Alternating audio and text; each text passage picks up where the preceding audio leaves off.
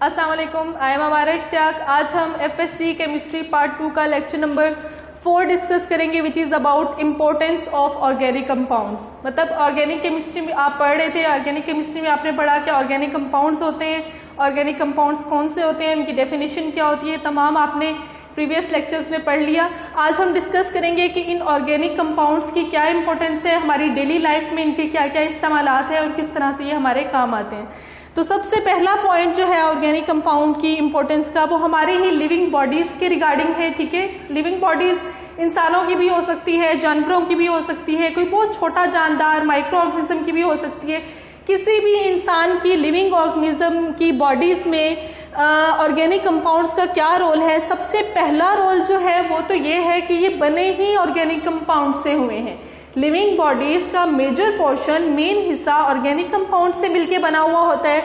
ठीक है, लाइक आपका जो बॉडी है, आपकी बॉडी में चर्बी भी होगी, फैट्स भी होती हैं। ठीक है, वो है फैट्स जो है उसमें फैटी एसिड्स होते हैं विच आर ऑर्गेनिक कंपाउंड्स। ठीक है, इसके अलावा आपकी बॉडी में फैट्स के अलावा कार्बोहाइड्रेट्स भी होंगे। ठीक है, कार्बोहाइड्रेट्स जो आपकी बॉडी में गोश्त है, ठीक है, वो कार्बोहाइड्रेट्स होते हैं, वो भी ऑर्गेनिक कंपाउंड्स है। इसके अलावा आपकी बॉडी में कुछ एंजाइम्स वगैरह भी होते हैं, तो तमाम एंजाइम्स जो हैं वो भी ऑर्गेनिक कंपाउंड्स प्रोटीन से मिलके बने हुए होते हैं। तो इस तरह से आपकी बॉडी, सबसे पहले आपकी बॉडी, लिविंग ऑर्गेनिजम्स की बॉडी बनी ही ऑर्गेनिक कंपाउंड से हुई है। उसके बाद सेकेंड पॉइंट कि आपकी बॉडी में जितने भी होने वाले केमिकल रिएक्शंस हैं उनमें ऑर्गेनिक कंपाउंड्स इन्वॉल्व होते हैं। आपकी बॉडी में जो भी रिएक्शन हो रहा है, कौन से रिएक्शन हो रहे हैं, सबसे पहले तो तमाम के तमाम लिविंग ऑर्गेनिज्म जो हैं वो सांस लेते हैं, और सांस लेना का अमल या सांस लेने का प्रोसेस एक केमिकल रिएक्शन है। वो कौन सा केमिकल रिएक्शन है? वो है रेस्पायरेशन। ठीक है, रेस्पायरेशन का रिएक्शन तो आप बचपन से पढ़ते आ रहे होंगे कि रेस्पायरेशन के रिएक्शन में क्या होता है। सांस लेने के अमल में हम कौन सा रिएक्शन करते हैं? आपको पता है कि जब हम सांस लेते हैं तो हम ऑक्सीजन इनहेल करते हैं, अंदर लेके जाते हैं, और जब हम खाना खाते हैं तो हमारी खुराक का फाइनल मॉलिक्यूल होता है ग्लूकोज। ये हमारा फूड मटेरियल की फाइनल फॉर्म है, और ऑक्सीजन हम अपने अंदर लेके जाएंगे। ऑक्सीजन ग्लूकोज के मॉलिक्यूल की ब्रेकेज करके कार्बन डाइऑक्साइड एंड वाटर बनाती है। कार्बन डाइऑक्साइड जो कि हम बाहर एक्सेल कर देते हैं, और इसके अलावा इससे हमें एनर्जी मिलती है। खाना खा के उस खाने को ऑक्सीजन की मदद से रिएक्ट करवा के हम एनर्जी गेन करते हैं, जिस एनर्जी को हम यूज़ करके अपने डेली रूटीन के काम करते हैं। हम अगर खाना ना खाएं या अगर हम सांस ना लें तो हम कोई काम कर सकेंगे नहीं। तो इसके लिए जो रिएक्शन होता है वो होता है रेस्पायरेशन का, और रेस्पायरेशन के रिएक्शन में भी कौन सा मॉलिक्यूल इन्वॉल्व है? Organic compound, organic molecule involve है विच इज ग्लूकोज। ठीक है, तो हमारी बॉडी में हमने पढ़ा कि सबसे पहले बनी हुई ही लिविंग बॉडीज ऑर्गेनिक कंपाउंड से है। सेकेंडली उनमें जो केमिकल रिएक्शंस हो रहे हैं वो भी मोस्टली ऑर्गेनिक कंपाउंड्स के ही रिएक्शन होते हैं। लाइक रेस्पायरेशन है तो वो ऑर्गेनिक कंपाउंड्स का रिएक्शन है। इसके अलावा कौन से रिएक्शन होते हैं? कैटाबोलिज्म और एनाबोलिज्म।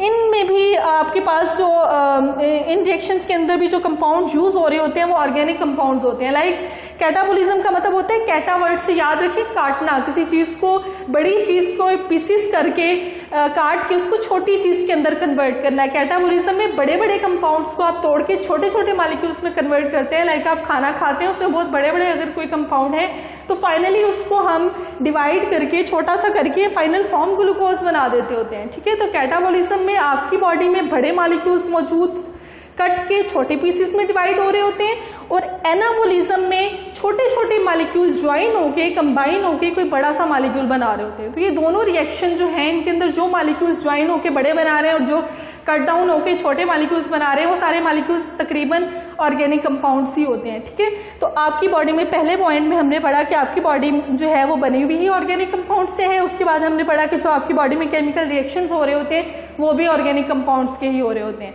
तो मोस्ट इंपॉर्टेंटली ऑर्गेनिक कंपाउंड्स का रोल हमारे ही साथ है, लिविंग ऑर्गेनिजम्स के साथ है, उनकी बॉडीज में होने वाले रिएक्शंस के साथ है। ये तो हो गया पहला पॉइंट इंपॉर्टेंस का। सेकेंड पॉइंट कि ऑर्गेनिक कंपाउंड्स जो है वो किस तरह से हमारी लाइफ में इंपॉर्टेंट है, डेली लाइफ में, वो है कि हम खाते क्या हैं। ठीक है, लिविंग ऑर्गेनिजम्स की बॉडीज किससे बनी होती है ये तो आपने पढ़ लिया, लेकिन हम खाते क्या है, लिविंग ऑर्गेनिजम्स खाते क्या है। तो आप लोग क्या खाते हैं, आपका फूड मटेरियल क्या है, आपका खाना क्या है? तो मेनली आपको पता है कि आप घर में कार्बोहाइड्रेट्स खाते हैं, मतलब रोटी खाते हैं, राइस, पोटैटो, ठीक है, इसके अलावा गंदम, ये तमाम चीज़ें जो आप घर में खाते हैं ये कार्बोहाइड्रेट्स हैं जो कि आपके जिंदा रहने के लिए फूड जरूरी है, उनमें कार्बोहाइड्रेट्स का मेन पोर्शन है। इसके अलावा सेकेंड पोर्शन क्या है, आप दालें भी खाते हैं, पल्सेस, ठीक है, आप गोश्त भी खाते हैं, तो दालें और गोश्त ये प्रोटीन्स की कैटेगरी में आती है। और प्रोटीन्स क्या हैं? ऑर्गेनिक कंपाउंड्स हैं। आपको पता है कि प्रोटीन्स में अमाइनो एसिड का सब यूनिट होता है जो कि ज्वाइन होकर एक लार्जर मॉलिक्यूल बनाता है, तो ये भी क्या हो गया आपके पास? ऑर्गेनिक कंपाउंड्स, ठीक है। थर्ड पोर्शन आपकी फूड का क्या होता है? आप सालन बनाते हैं घर में तो आप उसमें ऑयल यूज़ करते हैं, इसके अलावा आप मक्खन भी खाते हैं, बटर, ठीक है, और आपके खानों में ऑयल भी यूज होते हैं, तो ये फैटी एसिड, फैट्स के अंदर ये कैटेगरी आती है। और आपको पता है कि फैट्स भी किससे मिलके बने होते हैं? फैटी एसिड से। फैटी एसिड्स क्या है? ऑर्गेनिक कंपाउंड से। तो आपकी खुराक का, आपके खाने का main portion 3 most important organic compounds है। कार्बोहाइड्रेट्स, गंदम, चावल, आलू, ठीक है, प्रोटीन्स जो कि गोश्त और दालों में होती है, फैट्स जो कि ऑयल एंड मक्खन में होता है, ठीक है। तो ये मेजर पोर्शन जो आपकी खुराक का है वो भी ऑर्गेनिक कंपाउंड्स है। तो इंपॉर्टेंस है ऑर्गेनिक कंपाउंड्स की कि आपकी बॉडी बनी हुई है ऑर्गेनिक कंपाउंड्स से, आपकी बॉडी के रिएक्शंस ऑर्गेनिक कंपाउंड्स कर रहे हैं, आप जो खाना खाते हैं जो आपके जिंदा रहने के लिए जरूरी है वो भी ऑर्गेनिक कंपाउंड्स पे ही मुश्तमिल होता है। तो 2 पॉइंट्स जहां तक क्लियर होते हैं कि ऑर्गेनिक कंपाउंड्स आपकी जिंदगी का बहुत मेन और इम्पोर्टेंट काम कर रहे हैं, ठीक है।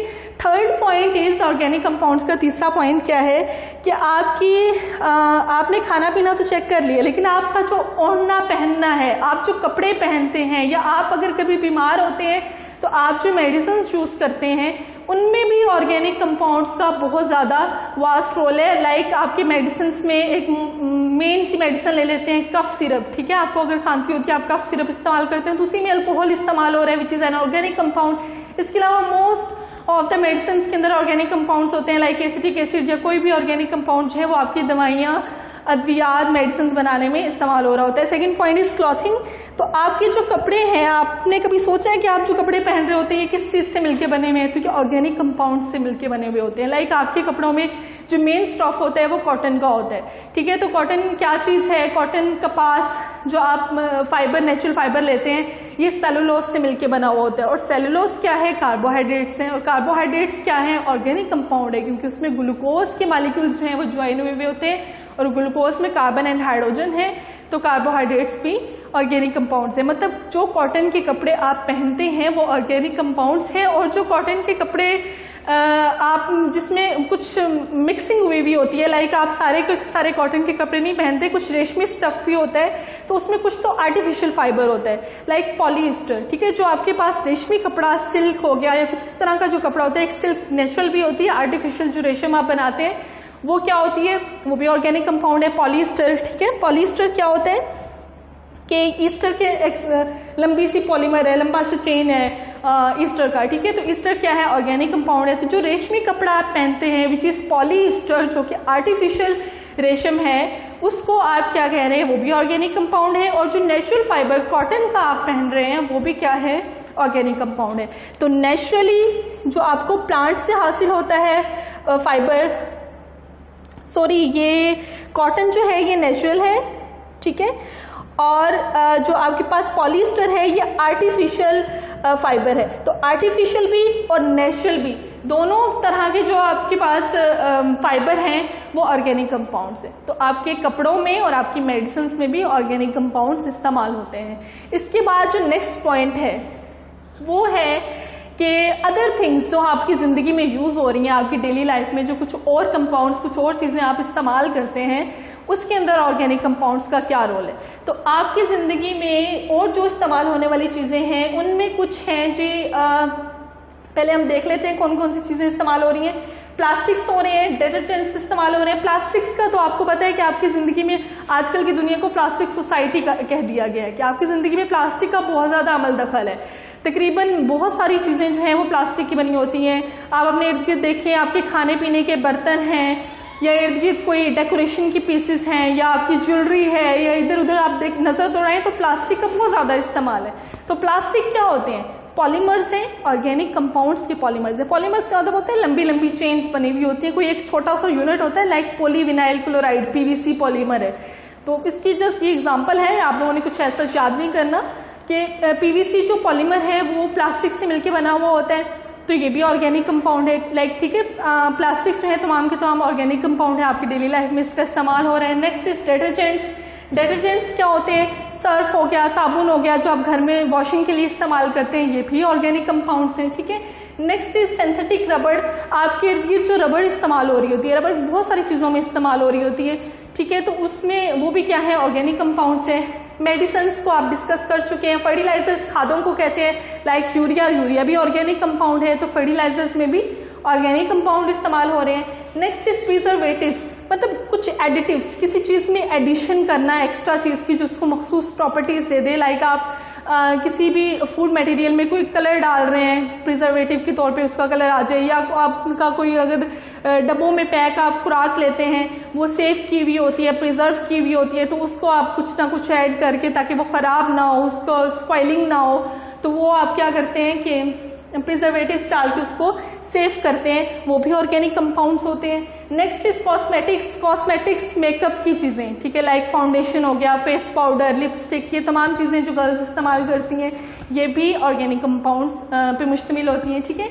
Next is paint and varnishes, paint and varnishes, paint क्या होता है, जो घरों को आप पेंट करते हैं डिफरेंट कलर्स में, वार्निशेस, डिस्टेम्पर वगैरह, ये तमाम चीज़ें भी पॉलीमर्स होते हैं, और ये तमाम चीज़ें भी ऑर्गेनिक कंपाउंड से मिलकर बनी हुई हैं। Next is textile fibre and dyes, ठीक है, टेक्सटाइल फाइबर क्लॉथिंग में आ गया, जो कपड़े का धागा होता है जिससे कपड़े बनते हैं वो, ठीक है, वो ऑर्गेनिक कंपाउंड्स पे मुश्तमिल होते हैं, हम डिस्कस कर चुके हैं। Next is dyes, colouring effect देना, कपड़ों को डाई करवाते हैं, दुपट्टों को डाई करवाया जाता है, मतलब डिफरेंट कलर उनको दिया जाता है, तो वो जो कलर के पिगमेंट्स होते हैं वो भी ऑर्गेनिक कंपाउंड्स होते हैं, ठीक है।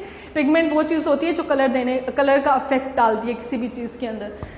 नेक्स्ट जो है वो है जी पेस्टिसाइड्स। पेस्टिसाइड्स क्या होते हैं, आप में से बहुत सारे लोग जानते होंगे कि जो खेतों में फसलें होती हैं उनको अगर कभी कोई कीड़ा लग जाता है या कोई ऐसा पेस्ट हशरात को कहते हैं जो उनको ख़राब कर रहा होता है, तो उनके ऊपर स्प्रे की जाती है ताकि वो तमाम जो हशरात हैं वो ख़त्म हो जाए और आपकी जो फसल है वो अच्छी हो, ठीक है।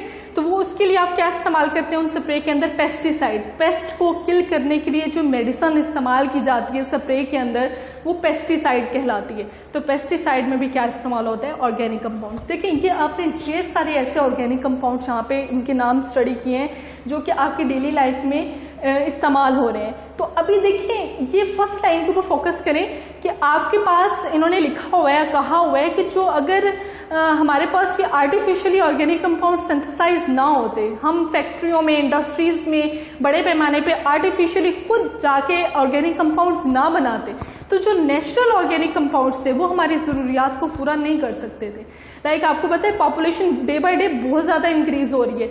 जस्ट एक कॉटन को ले लें तो हमारी क्लॉथिंग, जस्ट कॉटन खेतों में उगा के कॉटन से पूरी आबादी, पूरी दुनिया की आबादी के कपड़े पूरे नहीं हो रहे थे, ठीक है।